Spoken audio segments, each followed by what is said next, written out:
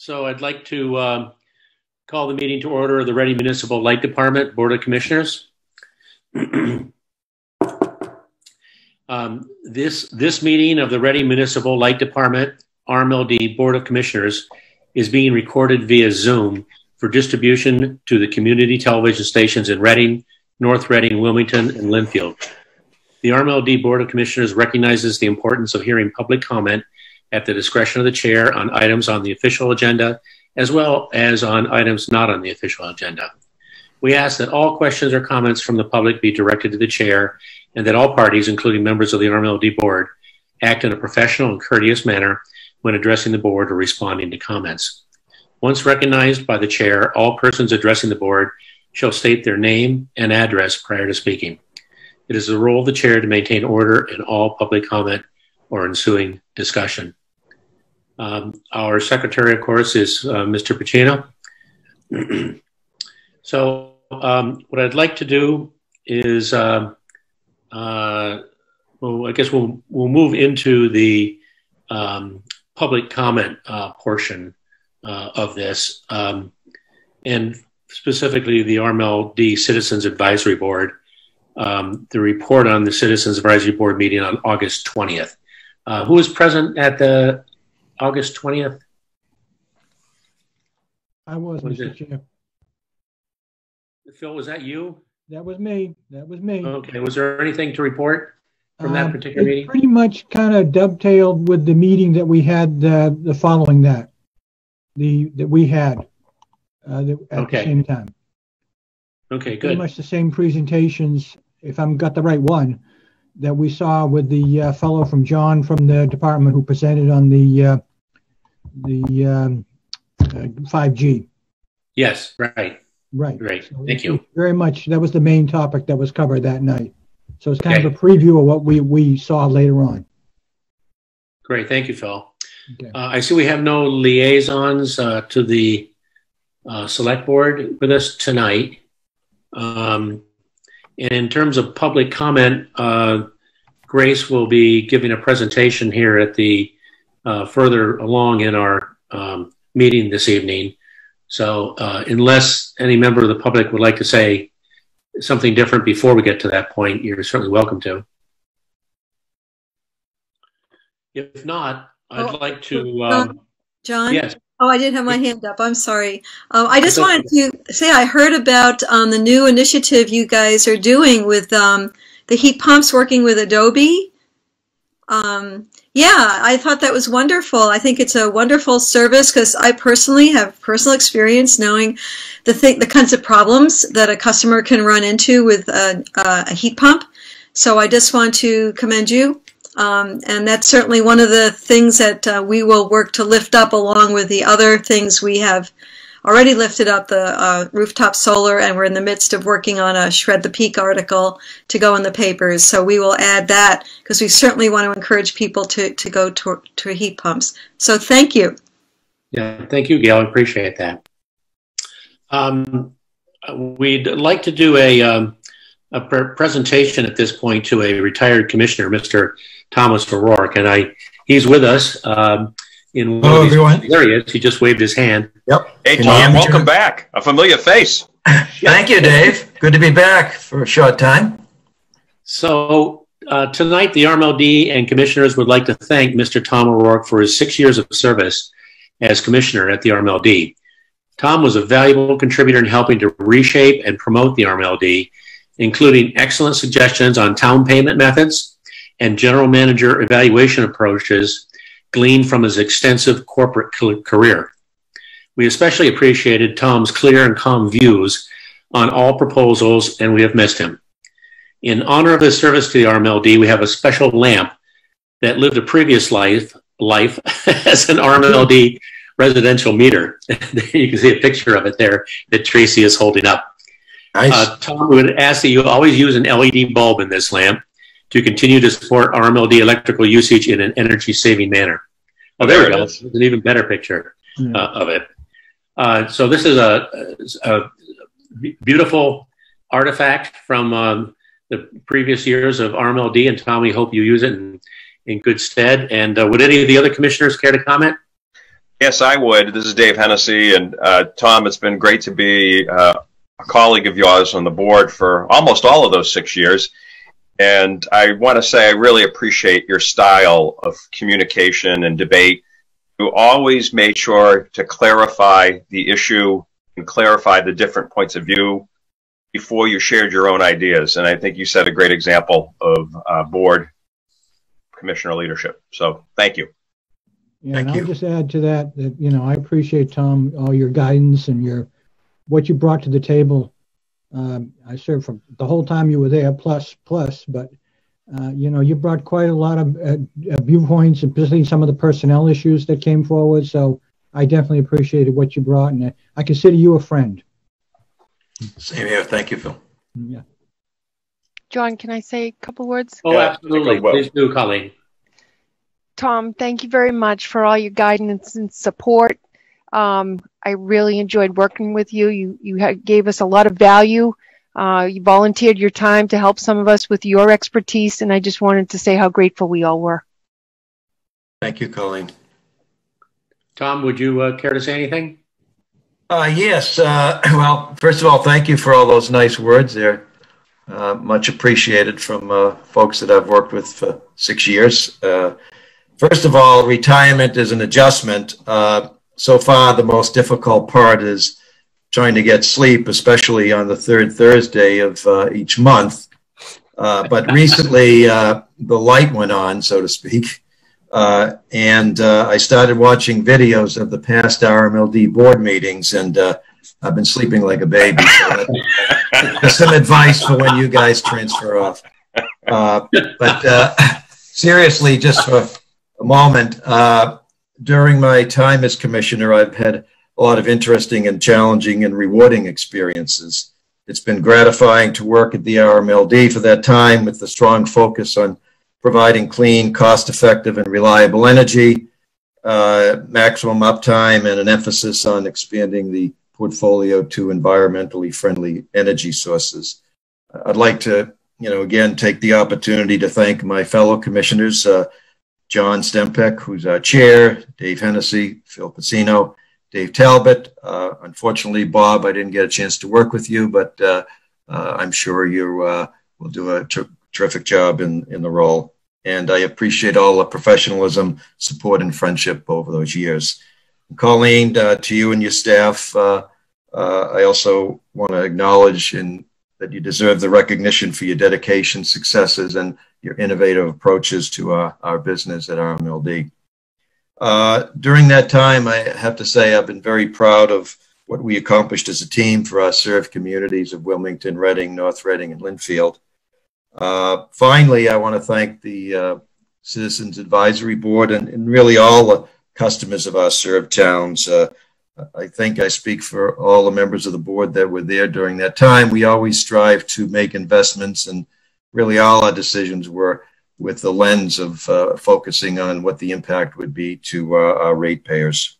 I'm sure this will continue as to be the focus for the RMLD in the years to come. So I appreciate the recognition. The lamp looks terrific. I assume it comes with the stuffed animal, Tracy, but I don't know if that's true. Okay, wonderful. Well, one of my 7 grandkids, I'm sure, will, after I get through with it, will be glad to use it. So thank you. I appreciate the recognition and taking time out. And I'm sure our paths will cross over the course of the time to come. I've been in Reading for 45 years or so, and I'm hoping to be here for at least a few more years. So thanks, and I appreciate all the support. Thank you, Tom. Yeah, I just wanted to echo what my colleague said. I didn't get a chance a minute ago. So thank you, Tom. You were a great mentor to me, and thank you, and hope to see you around town. Good. Thank you. I feel badly that I can't stay on for the meeting, but again, I'll watch the video of the meeting, and it'll be asleep by 8. No. Okay. Great. Thank you very much, Tom. Yeah, thank you all, and appreciate the time today. It's nice to connect with old friends, Wendy and Tracy and Colleen and Hamid and Chuck and everybody else that's on the call. And thanks for everything. Especially, Tracy, you have one of the I always said in my years as a professional, being executive support to one person is challenging, but when you also have to support the board and all our various and sundry requests, and also feed us and remind us and all the rest of the stuff. So it's a great example of servant leadership. So thank you. Okay. Thank you very much, Tom. Okay, Tom. Bye now. Bye. Take care. Have a good meeting. I'd like to move on to item number 6, the report of the Citizens Advisory Board meeting that was held just an hour ago or so. Yes, that was me, John. I was the representative. Oh, do you want to go to the CAB representative here first? Oh, we could do both, or both of you, the CAB representative, would you please just go ahead and speak up? Actually, it doesn't look like that we have a CAB representative here. No, I didn't think so. I thought maybe my screen, there was something down below, but I didn't see anybody from the CAB. Yeah. It was supposed to be Joe Marquis, but he wasn't able to make the CAB meeting, so Kathleen will look into that. Sorry. But I don't think I have anything to report, because I believe what is going to be presented right now is all of what saw. So I think it's going to be, we'll get a little extra with Grace presenting, which is what they mentioned in the meeting. That did come up. So some of the people are going to debate now. So, but everything else I think we're going to see from the general manager's report. Excellent. Thank you. Item number 7, approval of the board minutes for April 21st, April 30th, May 23rd, and June 18th. Could I have a suggested motion? Motion to approve the minutes? I think we're going to table that for next meeting. I have not okay, get a chance to review them at this point. Yeah. Okay.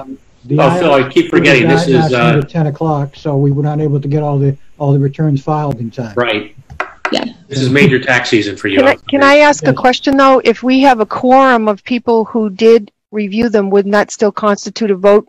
And that way we'll be up to date with our minutes? Understanding was we weren't voting per. Okay.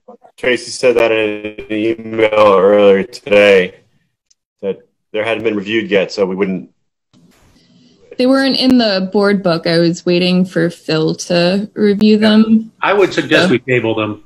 Yeah. Until the next meeting. I'll have a few more then too. Right now, I'll have them for the next meeting. I'll guarantee you that. Okay, Phil, that's great. Is there any inconvenience, Colleen, in terms of not approving them until the next meeting? No. Okay. I'll retract my motion to approve the minutes then, Yeah. John. Thank you. Just trying to keep it moving so that we're in compliance with, the time frames. Okay. If there's an issue with that, we'll just call a special meeting to approve the minutes before the next meeting. But I know Mr. Chair, if I may, go ahead.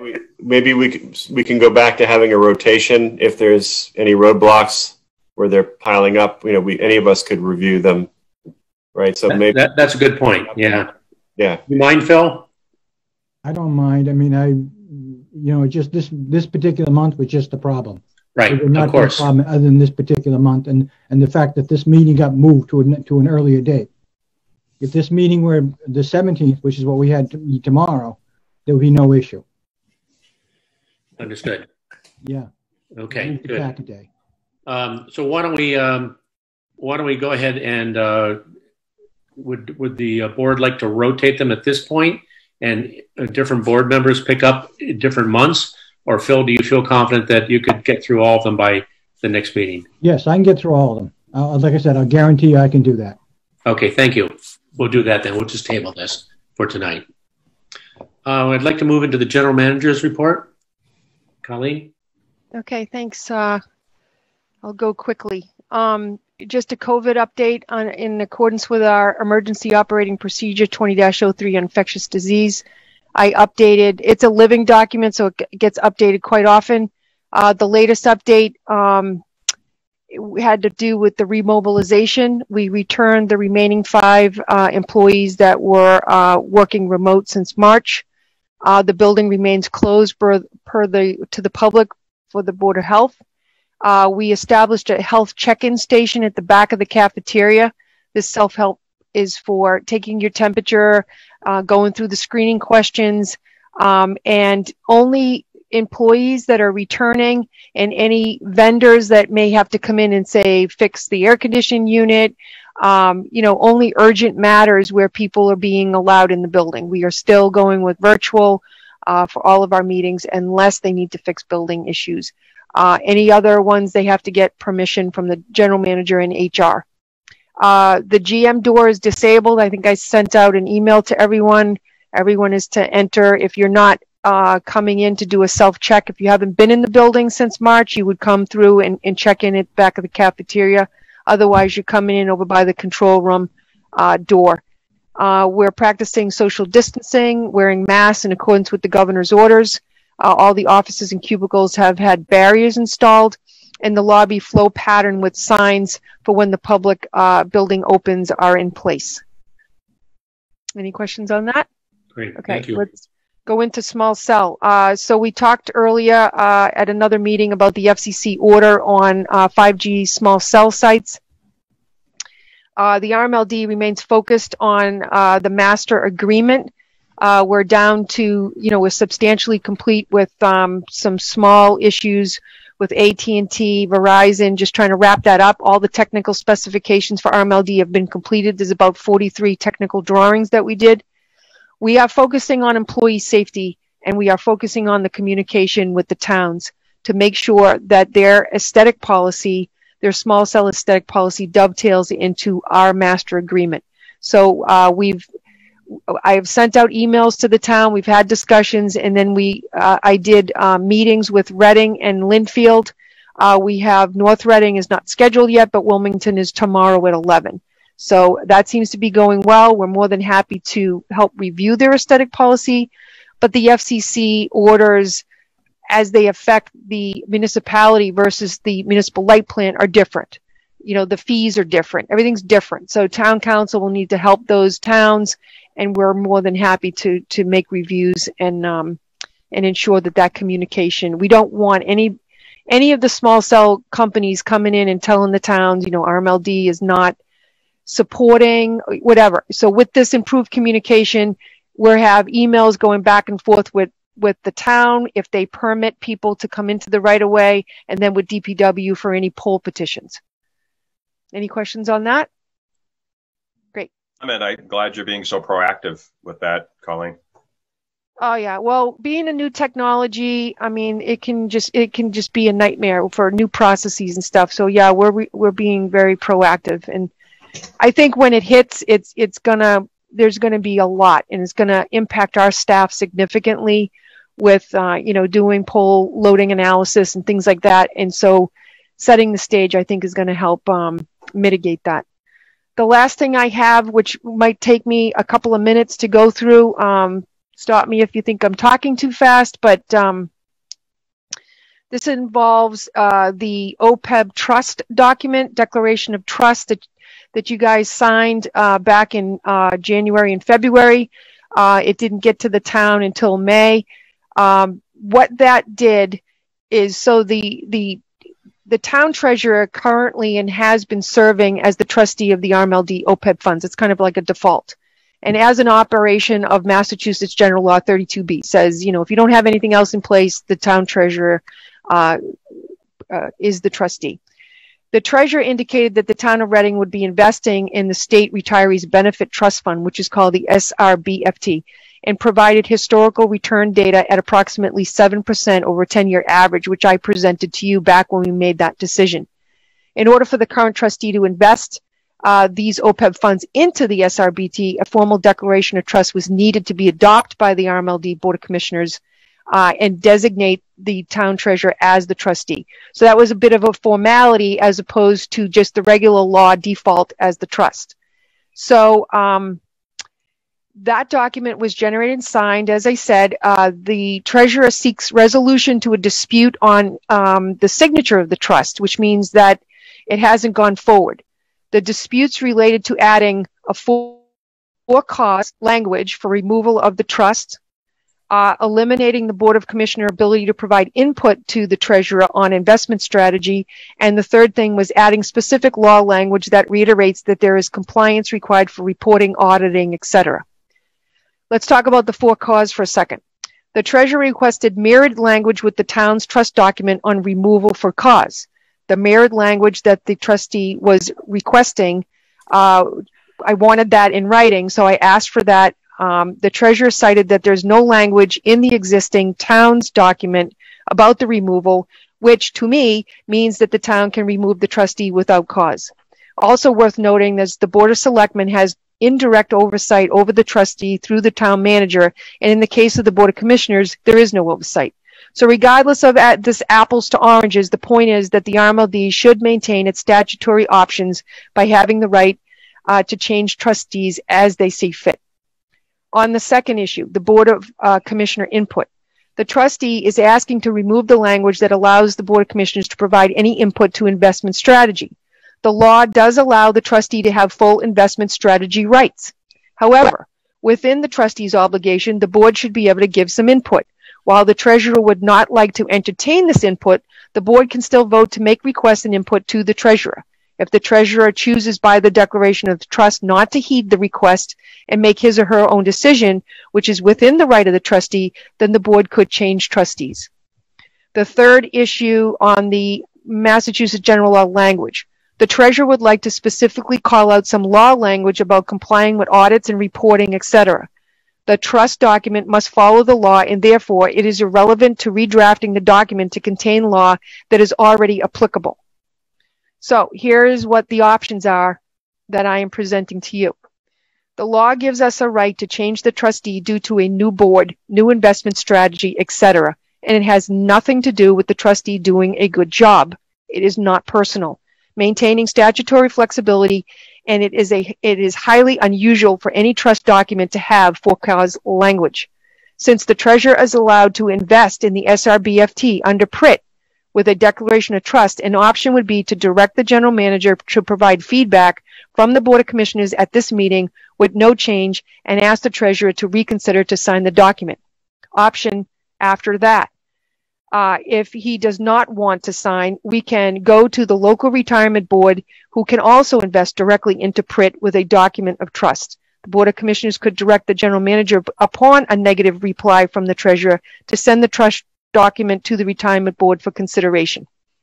The local retirement board can invest OPEB funds directly with PRIT.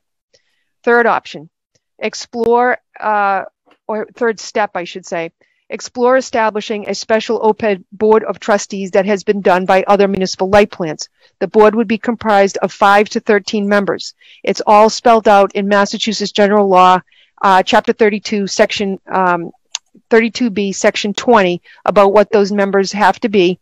The benefit of this special trustee is it provides employees or retirees with representation on matters that directly affect them. So some of the board members would be, retirees and existing employees. And I can send you the law if you want to see how that spells out.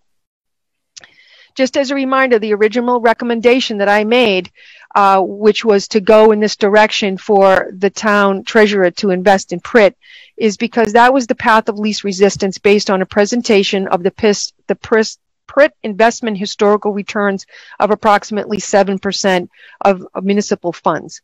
So, when I got here, it wasn't really being invested. It got turned over to the treasurer, and it was my recommendation to create this document and to have the town invest. Those are my opinions on the 3 issues of dispute. And I need you to kindly advise to give me direction on which way you'd like me to go. Thank you. Well, I'd like to make a comment on that, and having a number of trusts myself and knowing an attorney who actually creates trusts, you as the owner of the trust can certainly remove a trustee at any point in time. I've never seen any document that has for cause in it. Because it gets into what do you mean, what is for cause, and then how do you define it, and then it gets into the sticky points and gets very granular, and that just leads to more and more discussion and probably arguments. So I don't understand why the town has picked on this. and asking that the Board of Selectmen not have input seems quite foreign to me. Board of Commissioners. Excuse me, Board of Commissioners not have input seems foreign to me because we're trying to do the best for all of our employees, obviously, and the people who depend on this fund. So if my sense, and I leave it open to the other commissioners for discussion, is that if the town does not want to cooperate with us on this, then I think we have to find our own path. And I think the ones that you had mentioned in terms of doing it through the local retirement board or forming our own board, which we had investigated in the past, is more effort, certainly. So my feeling is we ought to consider doing the local retirement board as opposed to working through the town unless the town can resolve this issue. That's just my opinion. Do the other commissioners have a thought on this? Dave, you're on mute. Yeah, I'd agree with you, John. I think if we can't resolve it, we should look at another alternative, retirement board. Makes sense. But John, excuse me, was the resistance from the treasurer or from other parts of the town? I believe that the input came from both the treasurer and town council. That's my understanding. I just got emails with the 3 issues that I stated. So I also ran those issues because we had our council draft up the declaration of trust that you guys signed. So I wanted to, respect his concerns and respect his request and send them to town council to get an opinion. And I've conveyed that it's consistent with my opinion of what I've presented to you. And as I understand it, just 1 second here, I'm sorry. When you asked whether the town's document had similar language, it apparently doesn't. Is that correct? In other words, for cause. Yeah, the town treasurer cites that there's no language that doesn't say it. It's like the opposite of does say it. So, but I was looking for the language that I could just, tell you as my board, this is what he would like, and this is what is in the town document. So I wasn't able to retrieve that other than an absence of. It would seem to me that we would be doing the wrong thing to give up control of these funds if the town is not going to invest them correctly. And because of, I don't know, I don't understand why they find this wording difficult, but certainly from my sources and from what I've heard so far, there's no reason not to do it in a joint manner with the town. Right. And as a matter of the funds are not commingled, John. It's maintaining our statutory flexibility in the trust document is allowed by law. So, and it's not commingled funds, so it's not impacting the town. It's just the management of the fund is done by the town for Reading Light, correct? By the treasurer, correct. By the treasurer, and there, again, going back to if the town has what is their document with the treasurer, and if we can get a copy of that, I have that. It's okay. It doesn't have any. It doesn't have that language in it. So that's why I find it odd that the town council would ask for that in language from Reading Light. Maybe it's something we can discuss with the select board, maybe not necessarily town council. I don't know. I'm not sure. I would like to get the money, move forward to get the money invested. I mean, right now it's currently in some money markets. So, yeah, the money markets are not producing hardly anything in terms of returns, as we all know. Right. It doesn't seem to make any sense that Reading doesn't want to invest in dollars for Reading Light.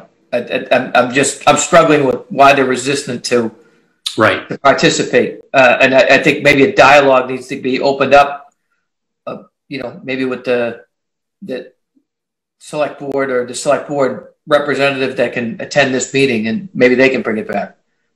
It doesn't seem. I think that's a fine idea. Maybe we could have a discussion with Mark Doxer about this, have perhaps even put on their agenda as to why they're doing this, and try to move this forward. I'm not sure when their next meeting is, but if we can't get resolution on it, Colleen, I think you'd mentioned that the town already went ahead and invested their funds, and starting in May. Is that correct? I'm not exactly sure when they invested, but because it's not commingled, they could move forward as soon as their trust document was ready and signed. Right, but the intent was to do it together, right? I mean, we talked about originally, but I think they found out that you could do it separately, and so they moved forward, which was, Okay, so let's do this. Let's do it in a parallel path. I mean, let's try to open the dialogue with the select board. One, to ask why and try to get more resolution. And the second piece, let's investigate this local retirement board, if we can just invest separately through them, so that if we don't get a satisfactory answer from the board of select board, then we have another option. And well, if it's okay with you, I'd like to email him back and just give him the the input that I've received, and ask him if he would consider signing it. And then if he's not, then I think we'd go to the next step. We can discuss it with the Board of Selectmen as an indirect oversight, and in parallel at the retirement board at that time. And I can also pull the other municipal light plants to see what, how they've organized their special board of trustees and what banks they are using in order to move forward. Sure. Okay. You need a motion? Can I ask one question, John? Go ahead. I'm sorry. Go ahead, Dave. I'm just curious, maybe Wendy knows this. How long has it been in a money market fund right now? How long has it been uninvested? When did it happen? Probably as long as Colleen's been here. 7 years, 6 years maybe. Okay. Yeah, but that's where it was. That's where it's always been. This was a new movement to move it into the retirement board, the SRBTF that I said, and you need a formal declaration of trust. It can't just be the trustee defaulted as the town treasurer. You actually had to have that document that we generated and you all signed. So in order for it to go into the PRIT. One quick question, not to belabor this, but didn't we approve this like a year ago? In January. Investing OPEB monies this January. Only in January? Yeah, January. Remember that. Unfortunate that it's happening this way, but tell me, so what do you need, Cully? Do you need a motion from us to investigate this? Or no, what? I think you just gave me directive. I mean, it's pretty unanimous direction. I don't think we need a motion. Thank you. That's all I had, by the way. I'll keep you up to date on that. Great. Thank you very much. All right, you're welcome. I'd like to move into Chuck's presentation at the Integrated Resources. Chuck, are you, you're there, I see you.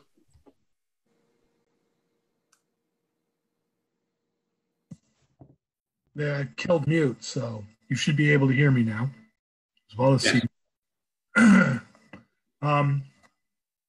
So I wanted to begin this evening by updating the commissioners on what we've been doing in response to the limitations on customer interaction as a result of COVID-19. And we've gone to webinars and virtual activities, and I wanted to touch on a couple of those this evening.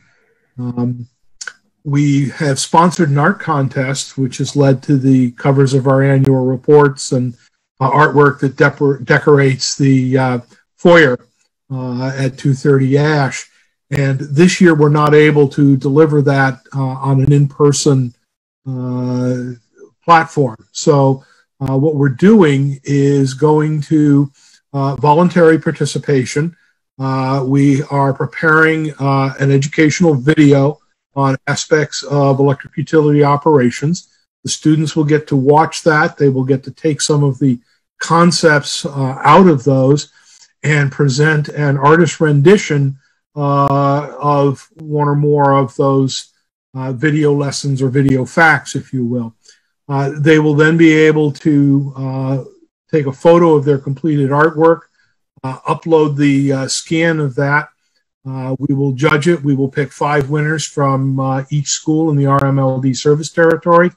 We will announce the winners mid-November, and we'll send out $10 Amazon book gift cards to them. So we've gone to a virtual approach to doing this and still reaching out. Next, please.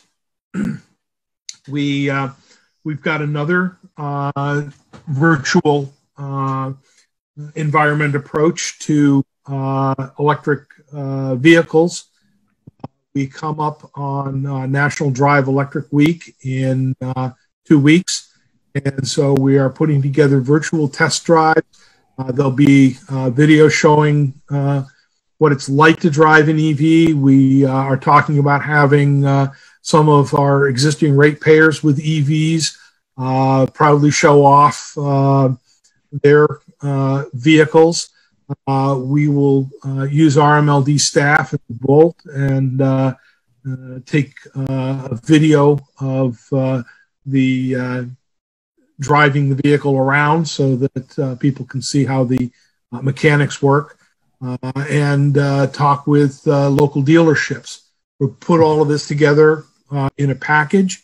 We are going to work with other municipal light plants and start to create a video library of this and some other activities. Next slide, please. Right after we get done with National EV Week, we're up on Public Power Week. And we've typically held open houses for that. We can't do that this time. So we've collected a number of virtual events that we're going to be able to do in the communities. We're going to have story time, and the local libraries are digging out an inventory of titles of books and materials that have an electric theme to them. We're going to put small sugar pumpkins out, have those decorated, and again, when those are finished, the kids will be able to take pictures of them and send them back in to us. We are looking to put together some science experiments relating to electricity that we'll be able to publish and have the kids do. We're setting up a photo scavenger hunt. Kids will go out, families will go out and take pictures in the 4 communities of various things that we send them out to hunt for. And we're putting together another video, again, hopefully for the library. We're putting together a day in the life of a lineman, and we've gotten helmet cam, and we've got explanations of all the personal protective equipment that the linemen wear. The helmet cam will take us up in a bucket to the top of the pole, and people will get to experience what it's like to be 40 to 45 feet in the air. So we're looking for different opportunities to be able to reach out to the community, even though we can't have social events at this particular point in time. Next slide, please. One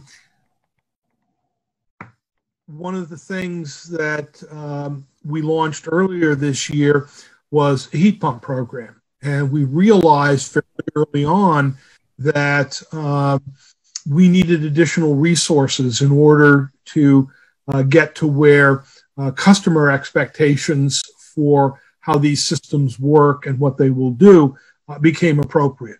We also wanted to work with customers. There are 2 levels of heat pump technology out there. There's standard, which works down to around 35, 40 degrees. And then there are cold climate heat pumps, which will work down below the freezing point. And we need some resources to be able to help customers understand what those differences are, how they work, what, if any, supplemental heating requirements are necessary for those 2. We want to work with contractors so that the heat pump equipment is appropriately sized going in. We're going to get technical reviews of all of the heat pump proposals that come in. And when somebody is looking to implement a heat pump system, they will immediately be shunted off to Abode. Abode is a local company headquartered in Reading, actually, and they will help customers understand the different proposal options that are out there. They will work to make sure that all of the equipment that goes in is coordinated, and they will review the post-installation materials to make sure that everything was done correctly. All of this is simply to enhance our technical capabilities in making customers comfortable with this technology and eventually, hopefully, increase the adoption rates of the high-efficiency air source heat pumps. So, next, please. Moving on to the power supply report. I have put together this chart and been keeping it updated. This happens to be through August.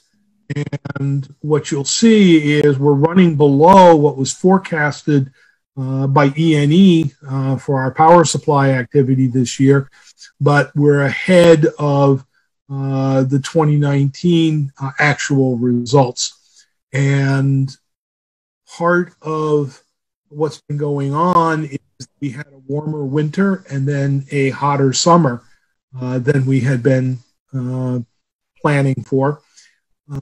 I've looked at what the NOAA is telling us for the upcoming winter season, and they are predicting again a warmer than average winter. So in preparing the loads going forward for the 2021 budget year, I have used very slightly adjusted 2020 experience, which will continue to reflect whatever COVID impacts we're having and the warmer climate that we've experienced recently. But right now, through August, we're running just about 3% below our forecast. And we're hoping that through the rest of the year, we will recover some of that and finish slightly below what we anticipated the loads would be. Given that we were looking at far more severe impacts from COVID-19, I don't think we're in very bad shape right now. Next slide, please. Our power supply portfolio has been performing very well. Our contracts tend to make it very stable. And at this point, we're running a cumulative benefit to the budget versus actual. If you go to the next slide, please, Tracy.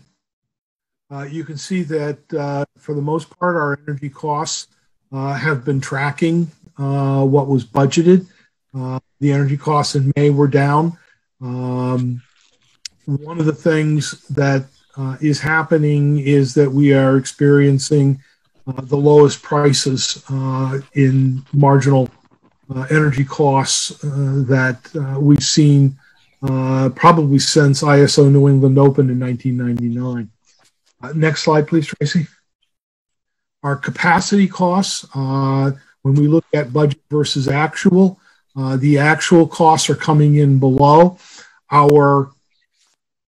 The majority of our capacity costs are set at the previous year's peak and the forward capacity market bidding. But what we're seeing is that our sub-transmission accounts with National Grid and Eversource, they are formula rates and they are charging us less than we budgeted through them. So our capacity costs are lower than anticipated. Tracy, next, please. Transmission costs because of the battery, because of the peaking unit that we have, and because of our ability through Shred the Peak and other programs to manage our transmission peaks.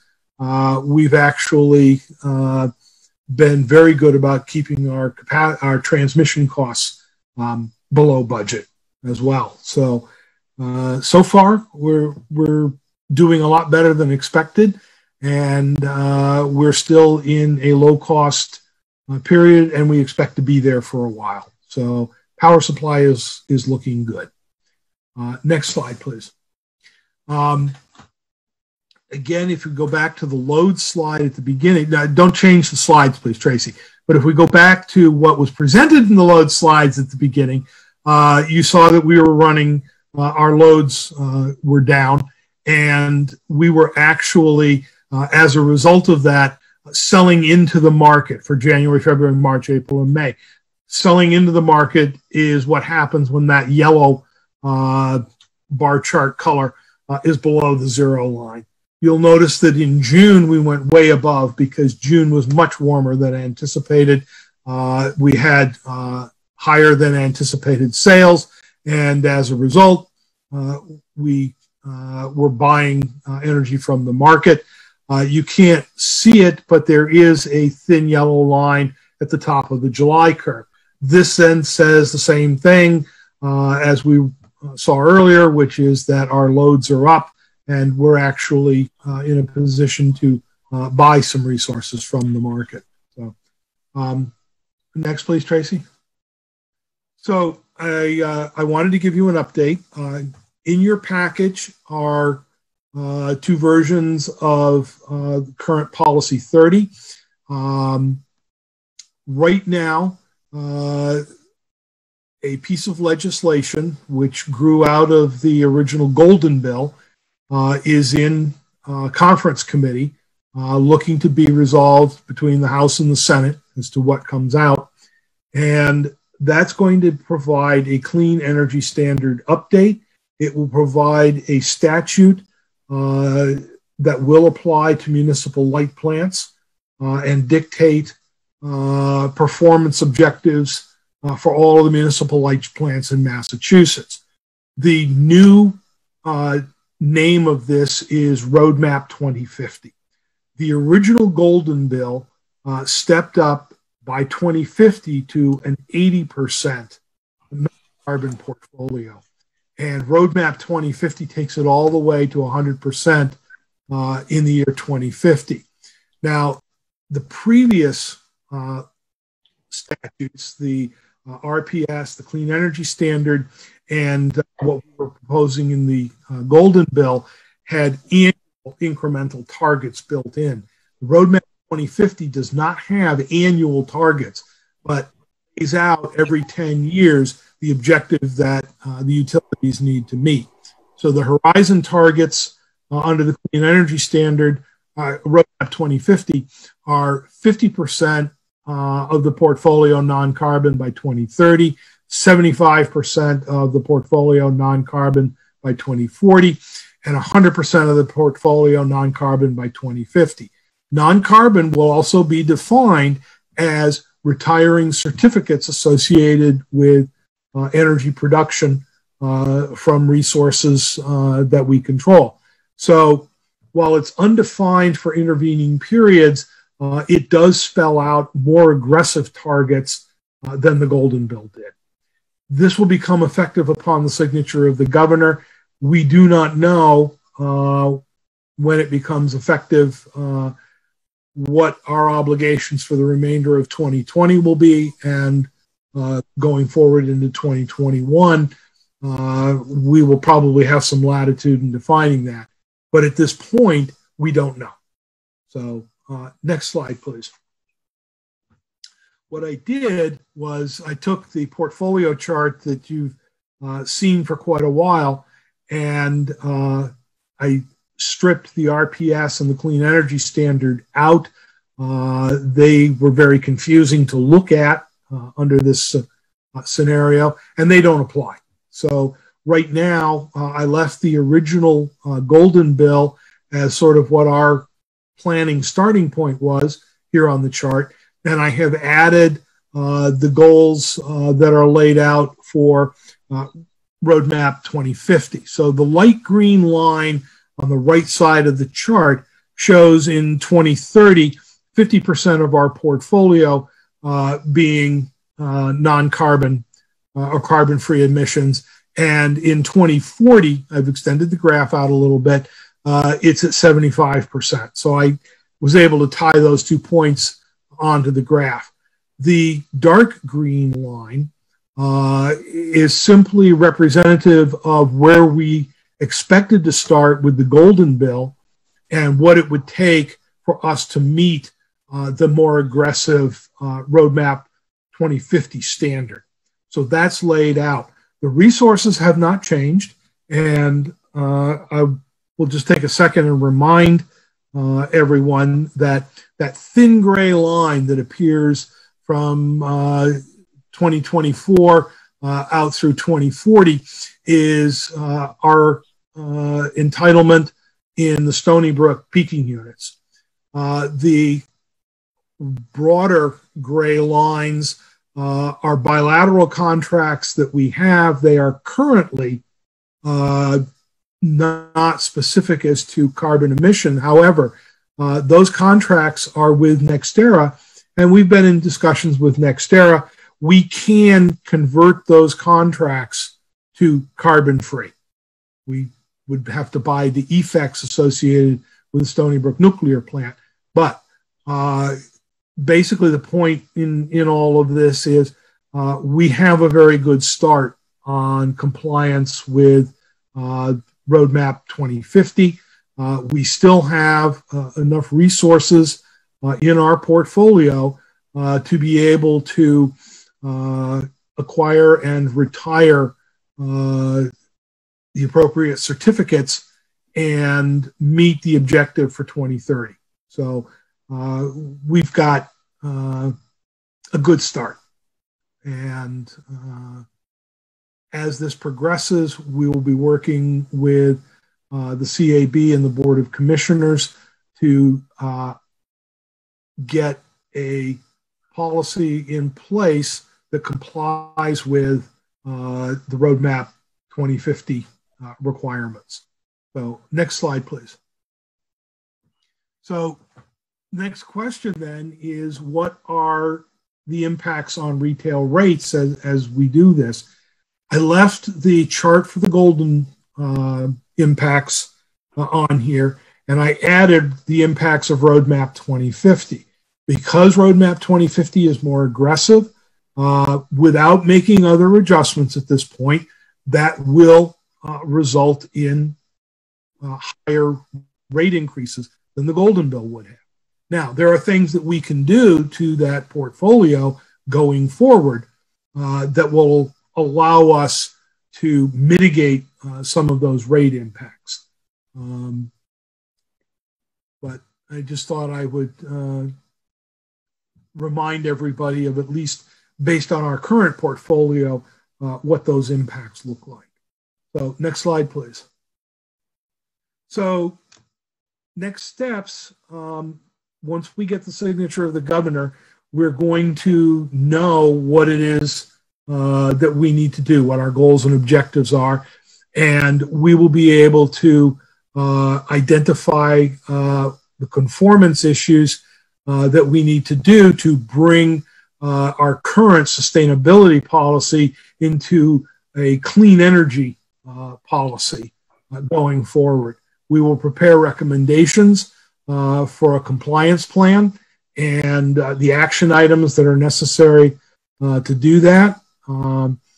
We will identify alternatives and the associated financial impacts, and make sure that we have the objectives of our strategic plan and our IRD roadmap integrated into the program activity. We'll present that package to the Board of Commissioners and get some policy directives. Next, please. The two documents that were attached were a clean version and a red markup version of the clean energy policy. This is still very much in draft form, and until the governor signs the bill, we don't know whether this would be in compliance with the new statute. But it's a start, and it gets people some information to focus on and think about. And that's it for me. And Chuck, I might just mention, and I mean, we're going to be addressing this perhaps in our next meeting. But I know that as you went down in this particular document, one of the sources was biomass. And I know that a number of the commissioners are concerned, very concerned about using biomass because of the impact on forests, basically, that takes such a long time. So that might be one of the things that we may not be interested in approving. So I just wanted to mention that.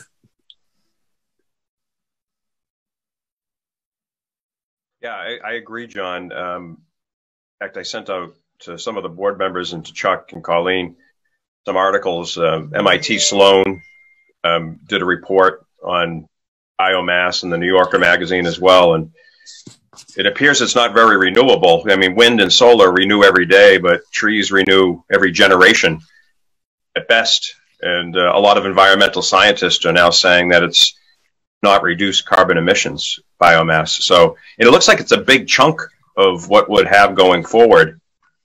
Is it, Chuck, can you give a sense of how, from a cost perspective, is biomass less expensive than some of the other renewable sources? Is that why it has such a big chunk? And I know you mentioned last time, Chuck, that you know there's a lot of controversy with biomass. So I'm just curious what your take on it is. There is, and there are two sources of biomass. One is methane, and the other is green material. Biomass just functions differently. I do know that the Palmer Project is taking, for example, tree trimming waste that we have here, chipping it and consuming it to produce electricity. One of the other aspects of biomass is that it is a dispatchable resource. So it meets the ability to offset capacity and transmission. It runs at night, which solar does not do. So there are a host of attributes, if you will, around all of these projects. And we weigh them all when we look at the cost benefits and the risks associated with the project. And at the time that we were involved in reviewing these, they were part of the RPS, and they in fact still are part of the RPS. So we're on a shifting tableau in terms of what's available, what we should do, what we shouldn't do. Where does nuclear stand in everybody's thinking? That's been a touch point issue for a lot of people. So there are no resources without some sort of impact.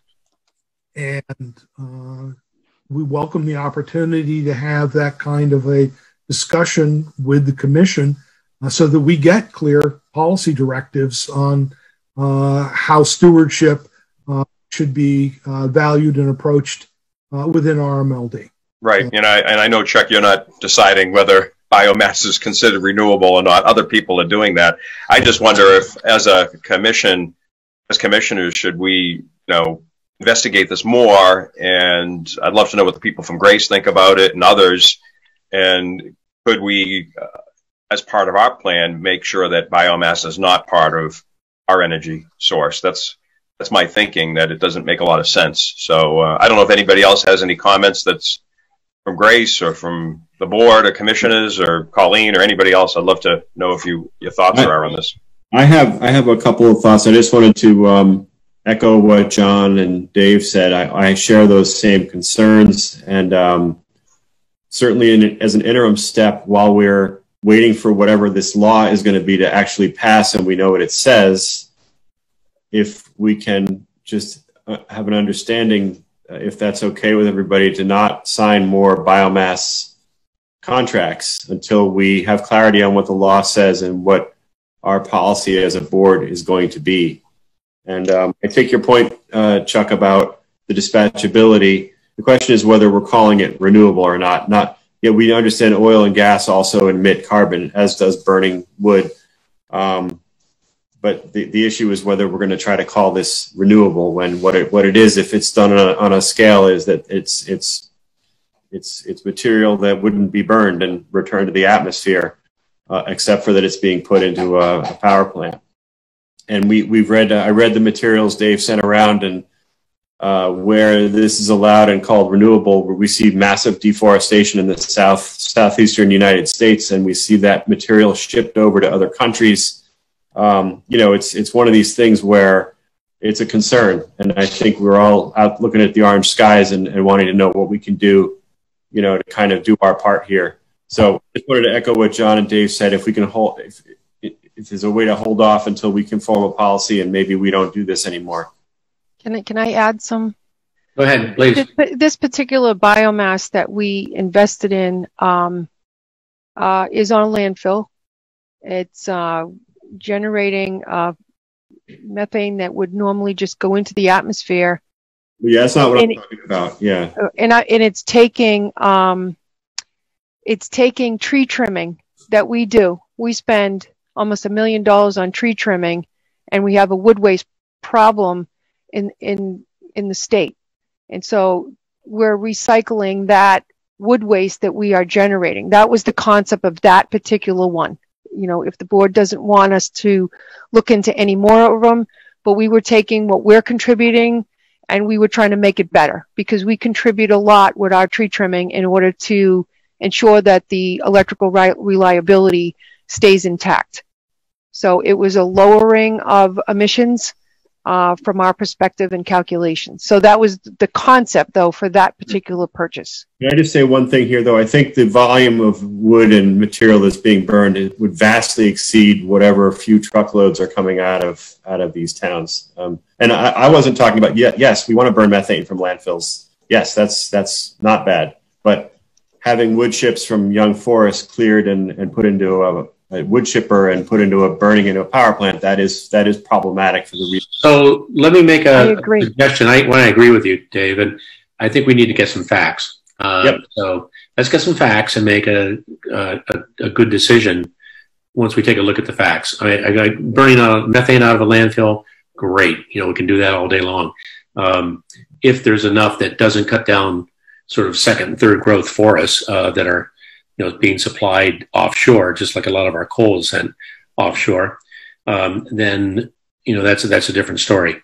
So I would suggest that what we need to do is take each one of these possible sources and just maybe have a little like a little seminar or something on which how we feel about each one of them, where they come from, what are the elements within each one of them, and how do we take advantage of it. And in some of it raises other questions as well in terms of hydropower, right? So are there other sources of hydropower? And, so some of the IOUs are trying to build a transmission line through the state of Maine to tap into Quebec, which would have no idea what the cost would be on something like that. But there would be certainly, clean, renewable energy that's going to waste right now. So I think we need to take each one of them and try to be clever about how to put a portfolio together with our approval. And there's a timing on this, right, Colleen? Correct me if I'm wrong. We need to do this relatively soon so that you can move ahead with your power supply contracts. Well, we have open positions that we have left open. And, so far it's been okay because we resolve purchases in the market. And we all know that market purchases are supposed to make up some of your portfolio, right, for your diversity. You don't want too many in them because you could have price spikes. We want to be able to lock in. We left it open so that we were waiting for the Golden Bill, and now the Roadmap 2050 kind of, tells us what's going to be happening or gives us a look at what's going to happening. I can proceed with purchases based on the existing sustainability policy that we have. That's not an issue. We are not out of compliance. And, we're not like the IOUs where we're just buying RECs to cover our purchases. We are taking money and we are investing in building these projects. So we will continue to do that, and we continue to sell the RECs where appropriate in order to invest into more projects. And so when this law gets enacted, we can either do the law or you can vote to do more, whatever it is that you want. But the existing policy is okay. I think Commissioner Talbot had he wanted some of the language changed. So I thought by adopting the concept of Roadmap 2050 right now, you can change it again. At least we are purchasing in accordance with a policy that you feel is appropriate for now. Okay, good. Thank you.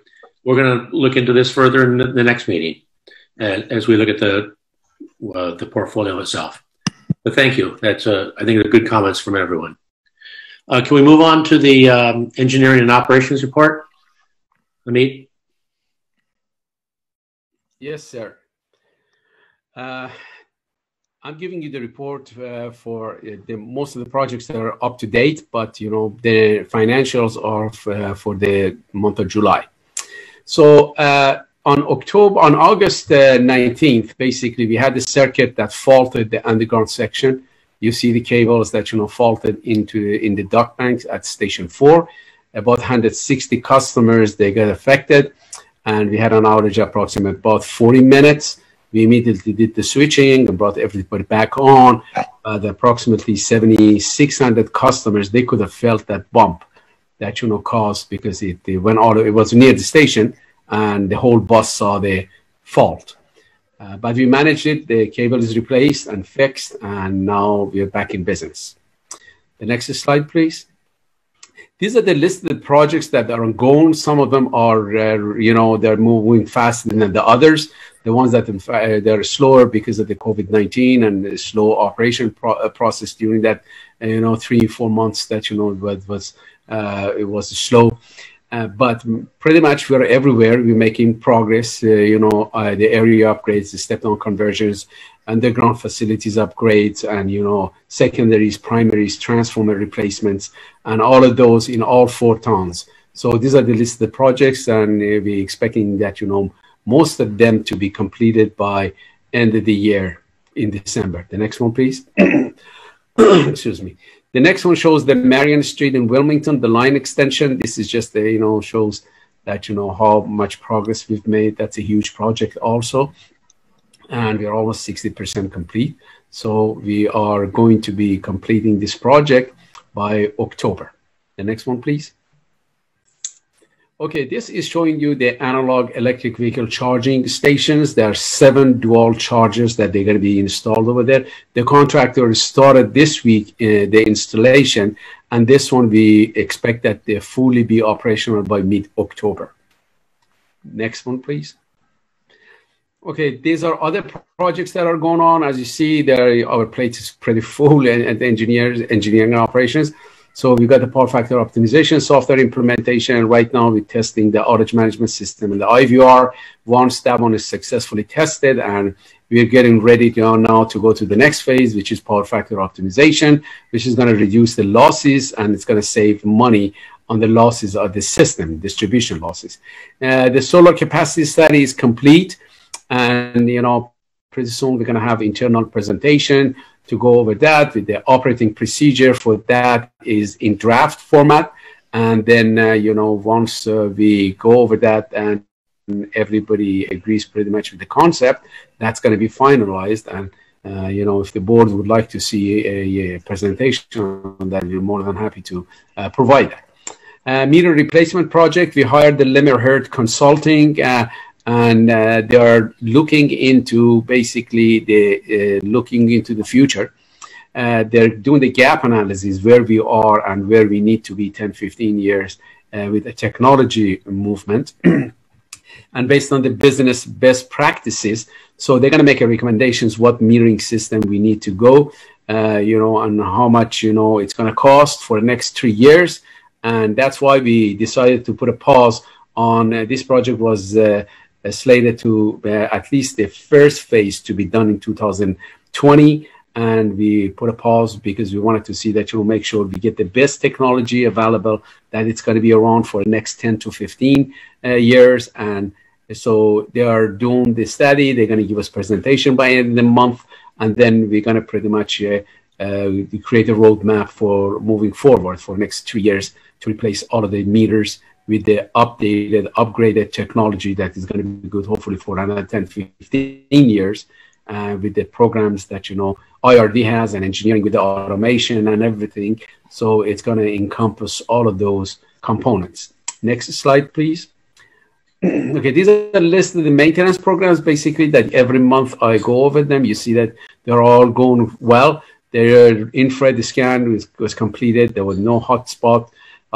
Primary metering testing, that's a project that was delayed due to COVID-19. The contractor's annex there is coming from out of state, and they did that travel restriction basically paused that.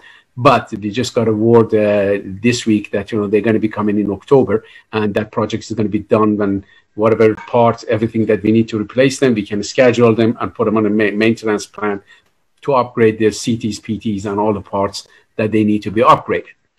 Also on the manhole inspection, we are fixing some of the manholes that we inspected and found out problems with the manhole chimney, the walls, and the cover and everything. There are about 30, 35 of them that they need attention, and that's going to be taken care of as part of the maintenance, ongoing maintenance. Next slide, please.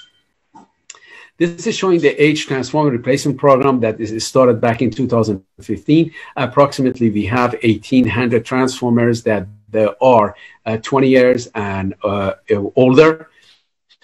So these transformers, they're scheduled to be replaced based on the physical conditions and also the age. Obviously, the older transformers, they take priorities. We've got some transformers that is still in the system that they're over 30, 40 years. Not necessarily they're going to fail right away, but the transformer at that age, we like to see that upgraded with the more efficient transformers that based on the new guidelines, the new efficient transformers, the efficiency goes up to 98%, 99.8%. Some of the older transformers, the efficiency is under 90%, about 80, 85%. So that's going to bring some cost savings for us. So this is a well-spent money in the right direction in order to upgrade the reliability and lower the losses of the system that the system would benefit and the ratepayers would benefit from. I mean, that's a really big number. I mean, going from 90 to 97% or whatever in the efficiency of the device. Right. And, I know we're going to get into this in the comparison with the IOUs later, but they're investing a huge amount of money in their infrastructure to reduce the losses in their systems. Right. And we're doing exactly the same thing with transformer replacements. Well, I got a good news for you because back in 2015, when I came in, the losses of the system were close to 5%. But with all the upgrades that we've done, we're down to less than 3.5%. That's great. This is because of this transformer replacement program, as well as the upgrading the wires, the poles, and everything that has contributed to not only the reliability but reduction of the losses system-wide. So I want to thank the board for supporting us in that direction because it's definitely a step in the right direction. It's saving the ratepayers huge money, and the money that got to go to the losses. Now we are upgrading the system. The plant value goes up, and the towns, everybody would benefit from it, because as the assets are being maintained, so the plant value goes up, and everybody would benefit from that. Right. The next. You're welcome. The next slide. This is showing basically the snapshot of the budget spending through month of July. that, you know, by year to date, it's been approximately 4.3 million and budgeted 11.5 million. And we got still 7.3 million to go. So some of these projects, you know, they're on hold, like you said, metering, that, you know, we're not going to be spending $2 million on that because we wanted to pause and, you know, go for, because the technology is moving so fast that now more and more companies, they're offering, you know, they're really more efficient and, you know, better technologies, and the meters are becoming more efficient and better, and they can support more of the demand response and demand side management projects that IRD, and, you know, this is on our roadmap to do. So that's why we kind of paused it to make sure we get absolutely the best technology that is going to be carrying us for the next 10 to 15 years, at least with the programs that we have. So, and also the substation land is still searching, Colin and I. We got some good, locations that, you know, we are pursuing. We are going full speed in order to secure the land and hopefully build the substation. And we're very excited about that. These are good projects. Good things are coming up. Next slide, please. These are the list of the poles, double poles. I'm not going to go through everyone. You see that, you know, in Linfield and Wilmington, we got the highest number of poles. These are the areas that heavily we are, approaching, upgrading the poles and doing the reliability upgrades of the transformer replacements, the poles, the wires, and everything that, you know, we're spending in order to beef up the reliability in those areas. The next one, please. And these are the reliability indices. As you could see that, you know, with the number of storms that we've had more storms this year over the past 5 years. And the reliability is doing much better. I mean, you could see that, you know, the outages that even during the bad storms, you know, we quickly restore the outages, you know, much better than what the IOUs they do. And, you know, the crews are there, and, you know, we restore the power to the people within a short period of time. So that's it for the cause of the outages. The last one, these are the vehicles that we recently received. This shows the picture of the underground truck that we got this year. That's going to help us to even move those underground construction projects faster, which is, this is exactly what this vehicle is going to do, excuse me.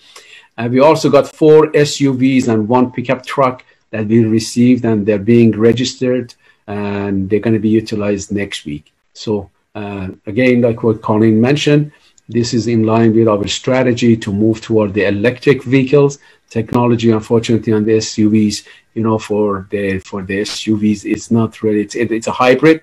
It's getting there, but it wasn't available at the time that, you know, we went out to bid. But the truck the same, you know, with the truck we're getting. Any vehicle that in the future they're coming full electric, that's basically our policy, and we purchasing those, replacing them.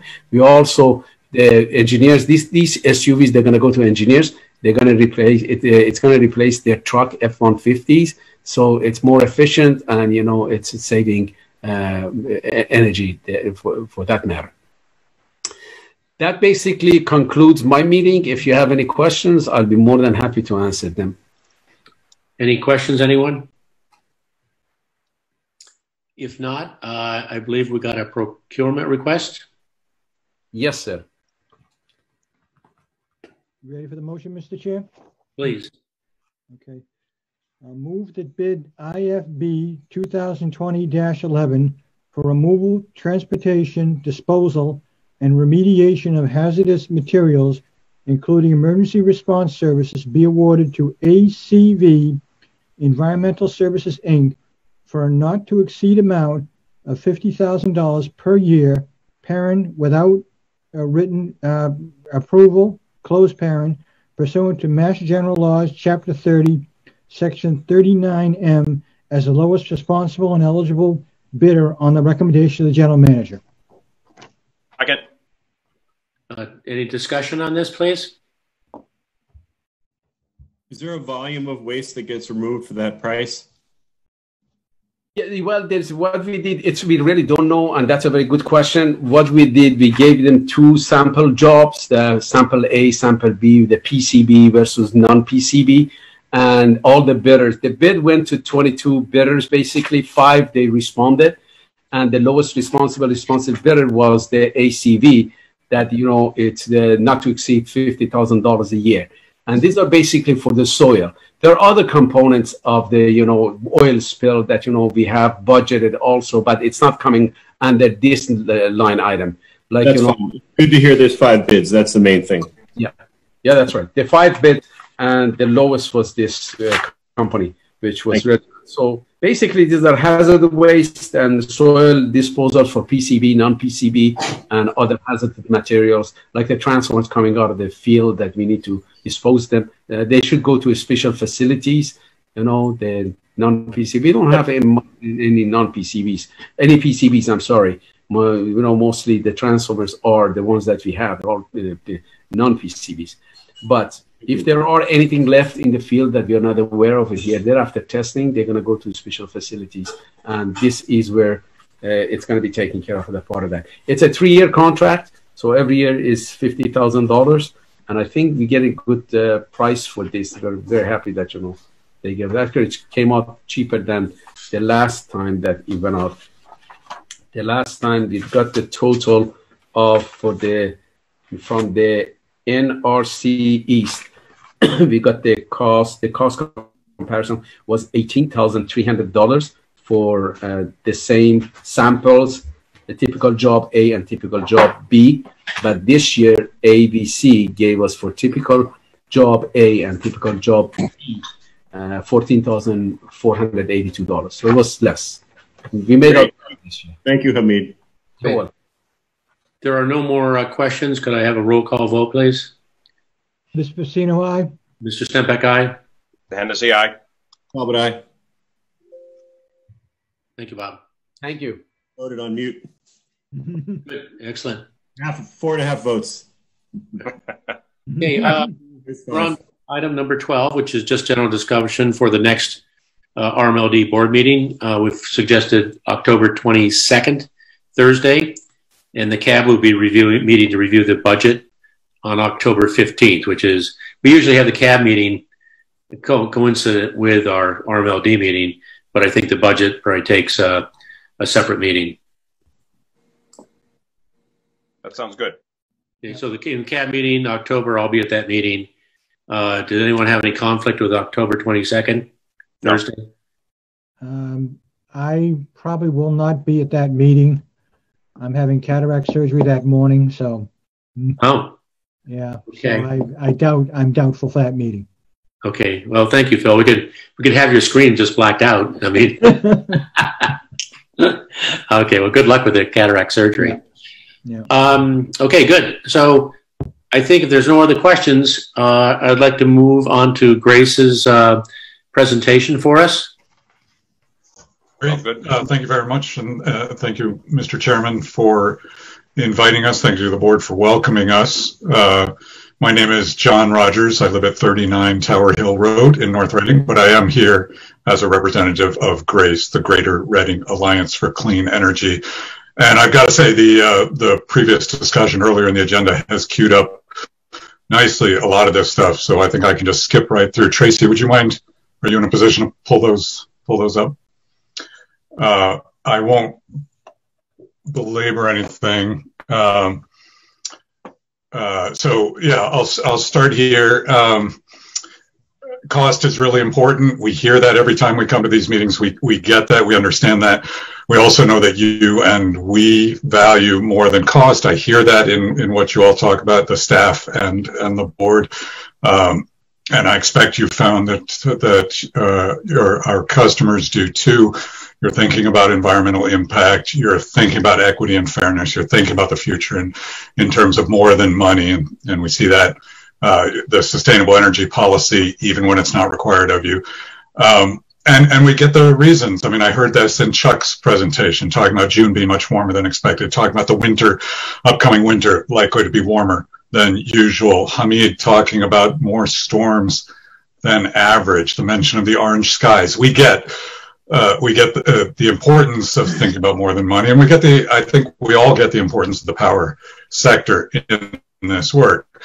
And we certainly see it reflected in RMLD's communications. So this being the cover of last year's annual report, and you see solar panels there in a couple of the drawings that got selected. And I will say I will echo Gail's thanks and appreciation for all the many things. I mean, she mentioned the heat pump initiative, and Chuck, it's really neat to hear about that.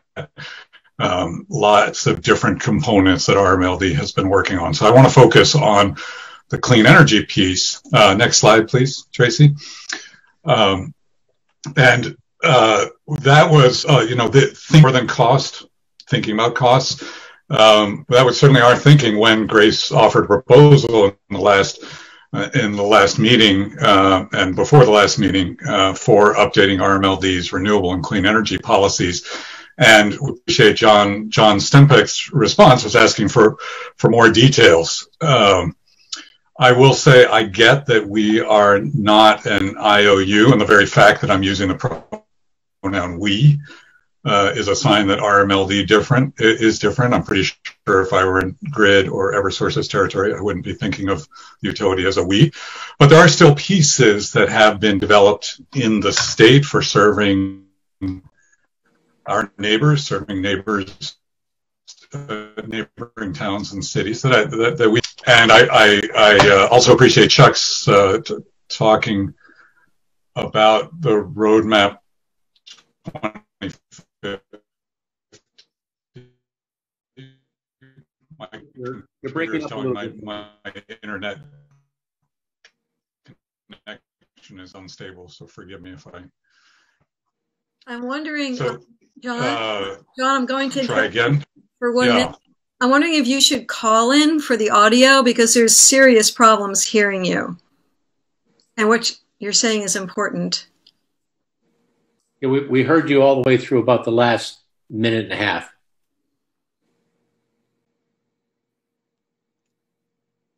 Well, my kids aren't home, so I know it's not that they're using. Let me try. Can you hear me now? Can you hear that? Yeah. All right. Okay. Maybe we'll press forward. I'm not sure how the call in would work, but so what Grace was suggesting, what our request was that the RMLD consider adopting a policy of parity with the investor-owned utilities. And what we mean by that, in answer to John's question, is thinking about the same technology consideration, about the same standards for complying. And again, a lot of the previous discussion, the discussion earlier in this meeting has queued up some of these things. Next slide, please, Tracy. So just a little bit of history, just take a step back. Massachusetts IOUs have been meeting the Renewable Portfolio Standard for decades. So this came out Structuring Act. In 2008, we saw the first major update to the RPS. In 2018, we saw another one that further strengthened, accelerated the pace. And 2020, as Chuck has said, there are certainly pieces pending. The point here is that Massachusetts continued to see the RPS as a tool worth using and strengthening. Next slide, please. So the technology considerations, and again, you all have already talked about that in this meeting. You see the RPS, the sort of suite of technologies you'd expect: solar, wind, hydro, wave and tidal when those come along, geothermal, also landfill gas, and select biomass, so biomass under certain conditions. If we're talking about the clean energy standard, then that brings in issues of large hydro, nuclear, potentially other low emitting resources. And you, John, Dave, you were quite right. There are sources on here that are easier to swallow or easier to embrace, and ones that are harder. So, but this is sort of the suite that you could consider, and a lot of the details, some of the details have been worked out in ways that I think are useful. Other ones, I think you could decide to categorically exclude. But the point is, there are these lists out there of what qualify. Next slide, please. I will say there are also vintage vintage requirements for each of those. So they have to have been built after a certain date or substantially remodeled after a certain date. In terms of the annual targets, what we mean when we're talking about imitating or adopting what the IOUs are up to, you can see the RPS. RPS is at 16% this year and increasing 2% per year over the next decade. The CES is at 20% of retail load this year and increasing 2% per year. And as Chuck has pointed out, the roadmap would require even stronger, even a faster pace than what's listed here for the CES. Next slide, please. And then in terms of the standards for complying, it's pretty simple. In terms of the generation, IOUs for the most part don't own any generation. That was part of the restructuring. So they are out there buying renewable energy credits and retiring them 1 per megawatt hour. That is how they comply. And Chuck alluded to this when he talked about retiring certificates as being required under something like the roadmap or the golden bill, and it would be similar for the clean energy standard. Next slide, please.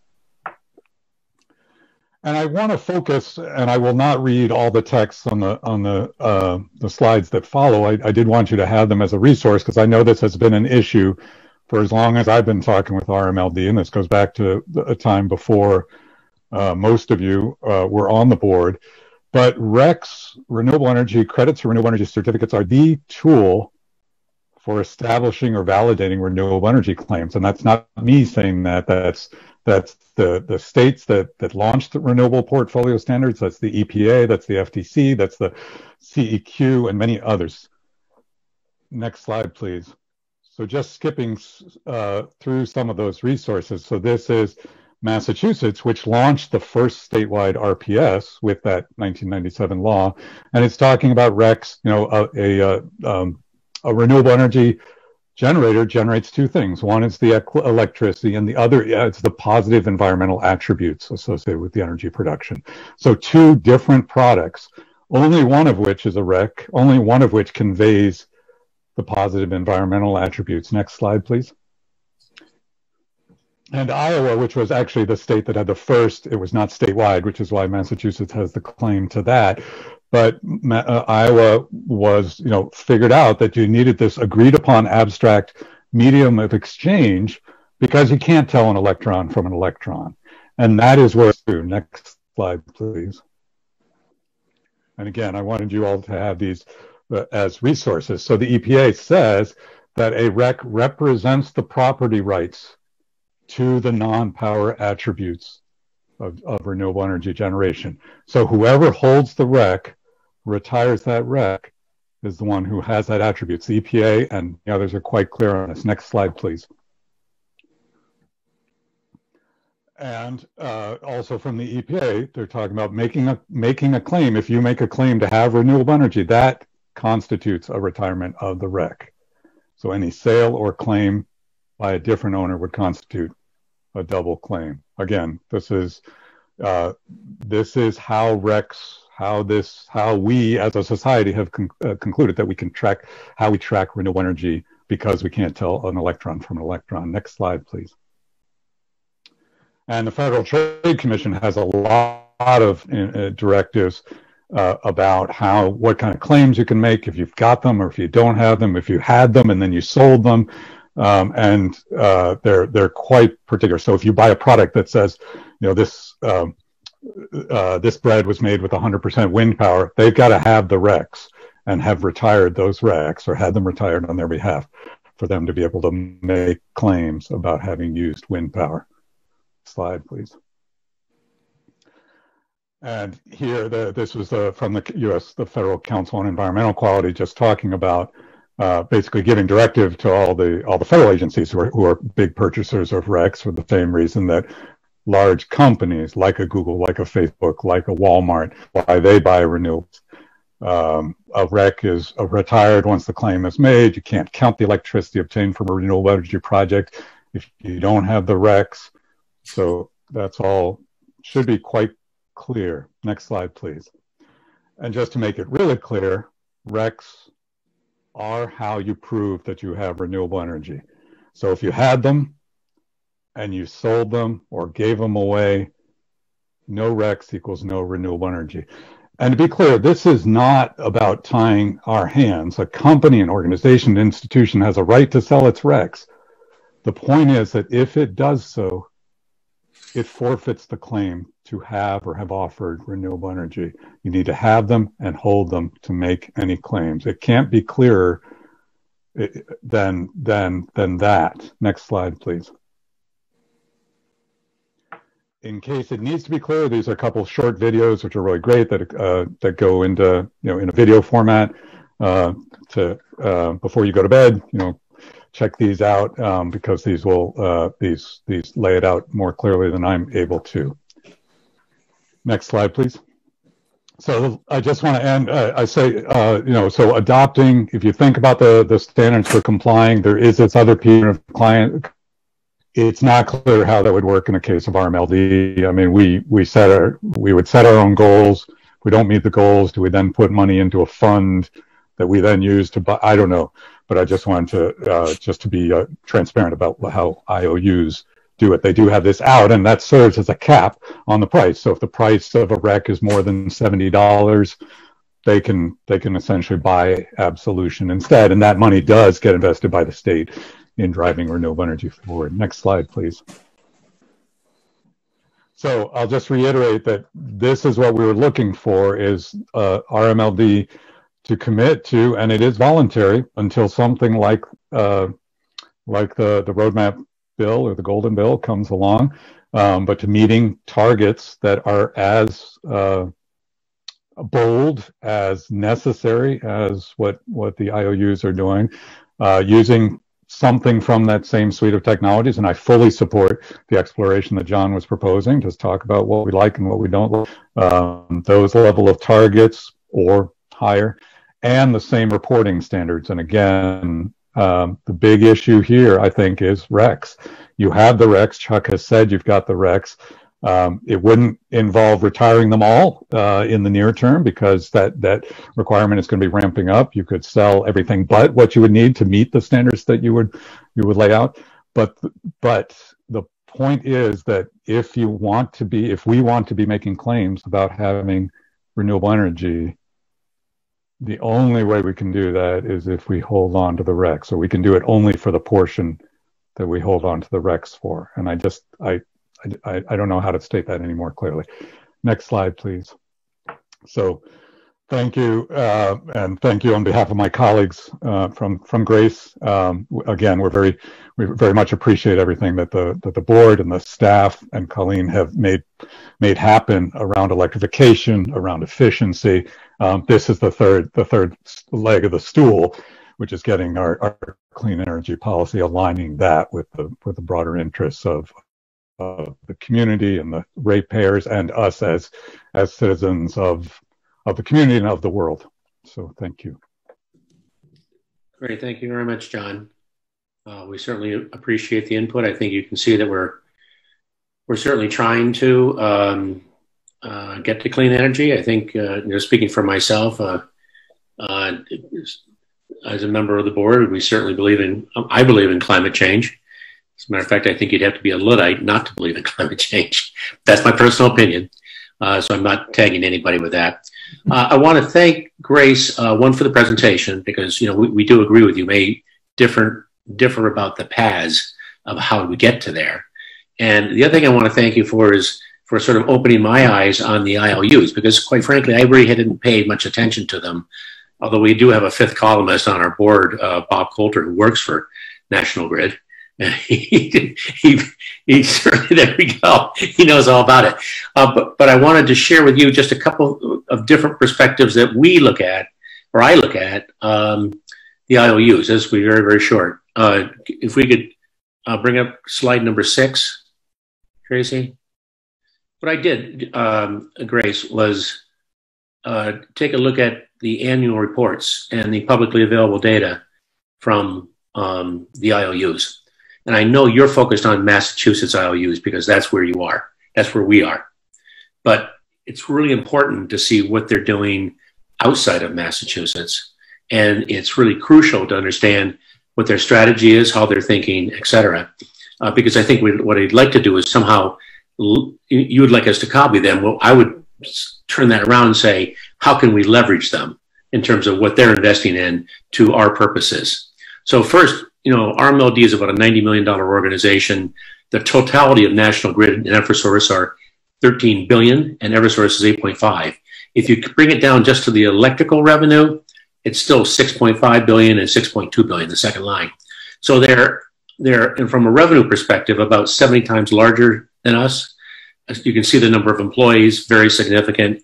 Number of customers, they're in the millions.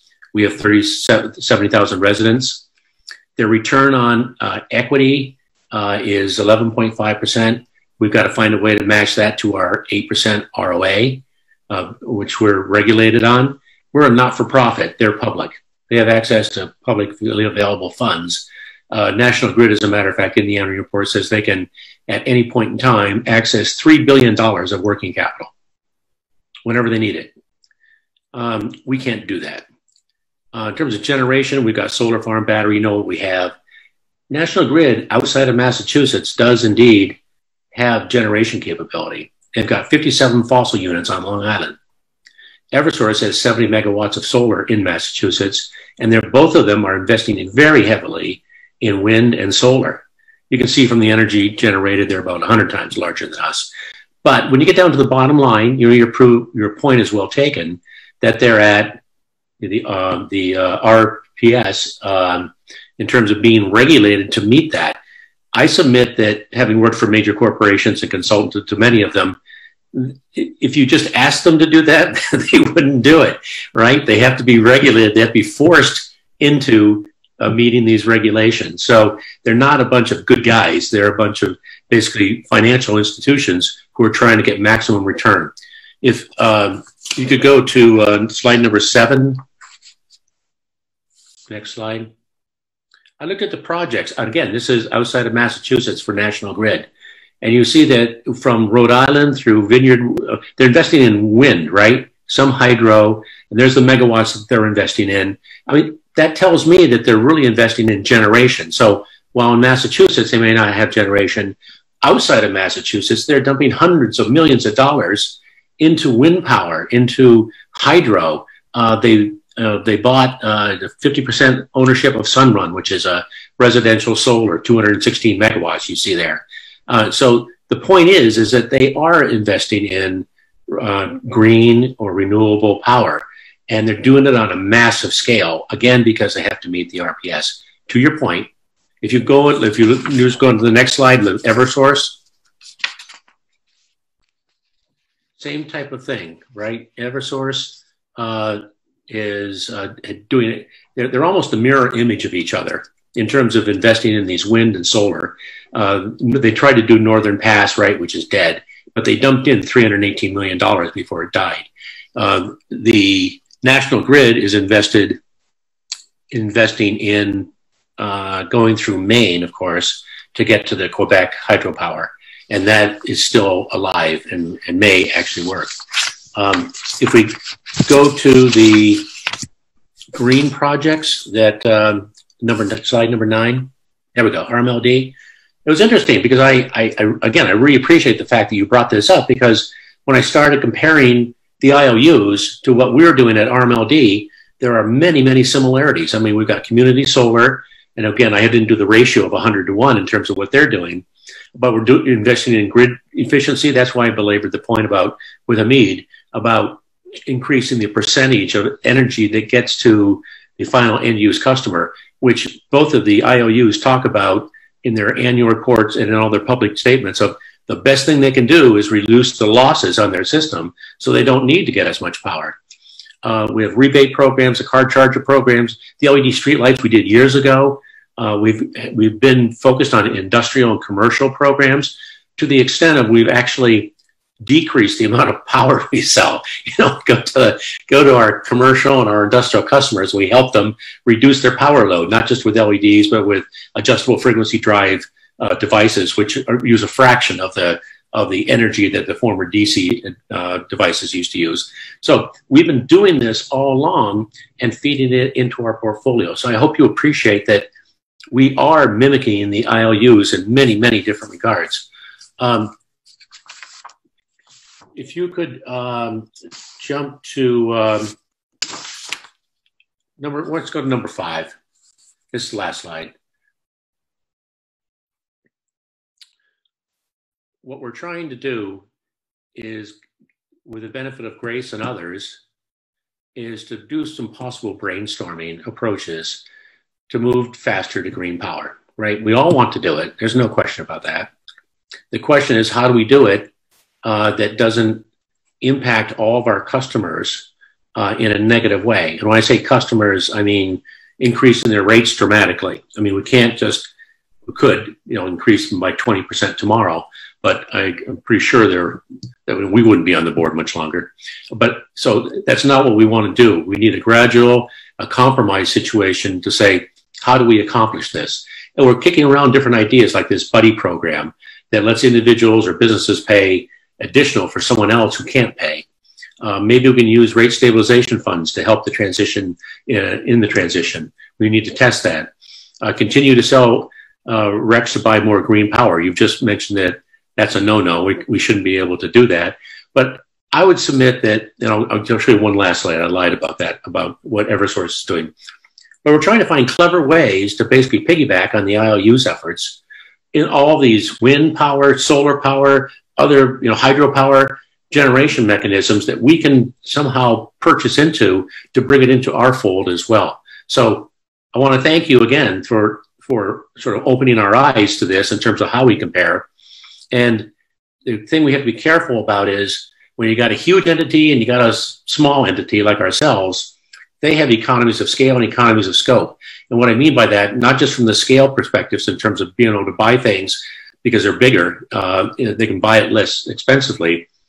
But when you also provide gas pipelines, which both of them do, and some of them are moving into water, you get economies of scope, it's called. Meaning you do more things, which then you pass through your regulatory, your SG&A, your sales, general, and administrative areas. And so the cost per doing it actually drops. And that's how they can create profitability for all of their shareholders. So it's a different perspective in terms of how we're managed and how they are managed. We just have to be really, I think, on top of that. One last slide, as I lied here. I don't quite understand this. Slide number 10. This is from Eversource's 2019 annual report.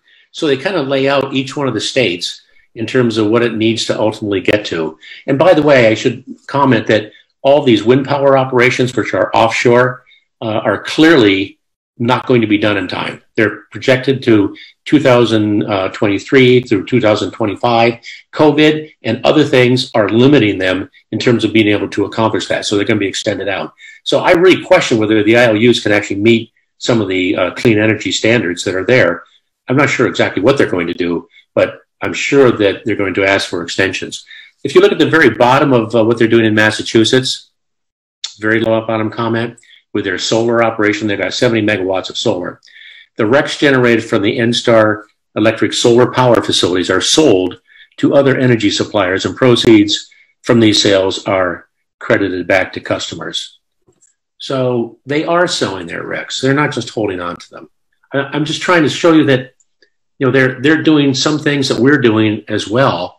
And maybe it's not the right thing for tomorrow, but for today, it's just a compromise situation to move into the future. Any comments? Yeah, thank you. And you're absolutely right. These are large companies. They're spread over a bunch of states. I think a lot of the figures you showed, you have to separate out the regulated utilities. That is, the regulated distribution companies in Massachusetts. You'd come to a different conclusion if you looked at that universe. But including for things like this. So if you see them selling the RECs, they are not claiming the RECs for their compliance with the state RPS. They wouldn't be able to. It would be illegal. So they have regulated entities. They have unregulated. They're doing things. And in fact, if you look at those wind deals, those came about, the offshore wind deals, the 400 megawatts, the 704 megawatt projects that you showed there, and that's great research.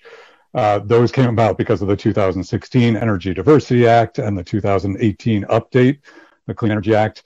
So we have a requirement for 16 that utilities, the IOUs in the state, have to procure 1,600 megawatts, now 3,200 megawatts between now and 2030, 2035. That may be updated as a result of the legislation that Chuck was talking about. They are actually entering into those contracts as the distribution companies. They are forced to sell, I think if I remember correctly, they have to sell the power and the RECs and then either credit or debit their customers based on that. So those go back into the market, then they are used for compliance, maybe by the same companies, but you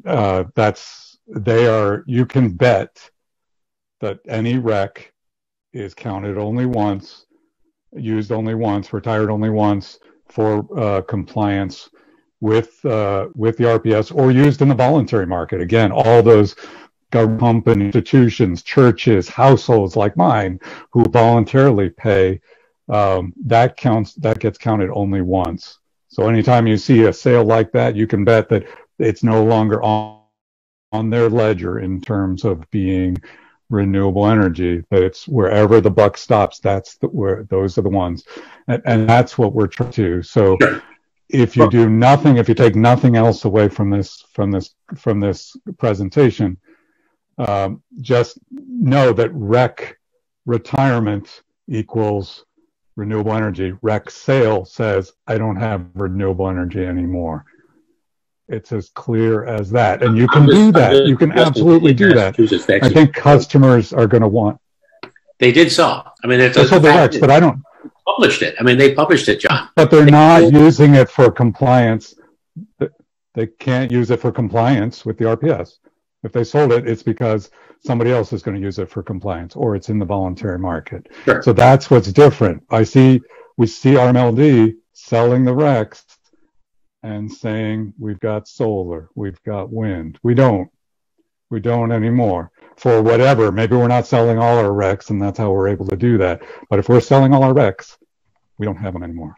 And that is force of law. That is property. That is measurement. That is how people can make those claims. So I would urge the board and the staff. Let me suggest that, because we have to go into executive session now. What I would like to suggest is that I'd like you, Grace, to think about clever ways of helping us out of this transition zone.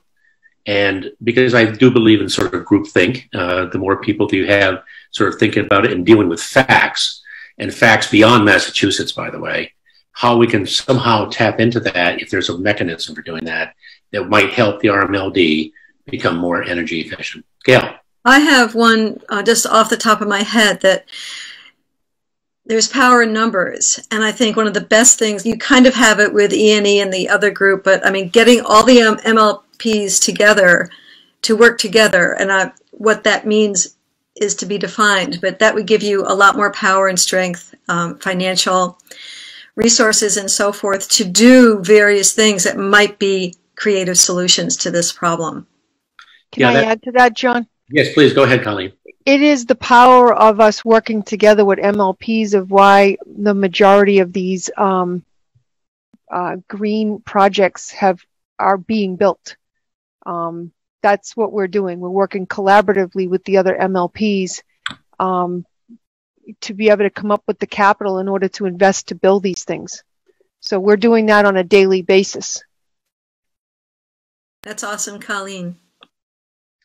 Okay, I would love to continue this discussion, but we do have to get Phil to bed, or someone here, well, Dave, Talbot to bed. So I want to thank Grace once again, and let's see, I'd like to, could we have a thank you all. Motion? Thank you. Yeah, thank you, Grace. You ready for the motion, Mr. Chair? Yes, please. All of you. Move that the board go into executive session to consider the purchase of real property and return to regular session for the sole purpose of adjournment. Can I have a second? Second. Mr. Stempak, aye. Mr. Pacino, aye. Hennessy, aye. Thanks for the presentation, Mr. Talbot, aye. Mr. Coulter, aye. Thank you. Thank you very much, everyone.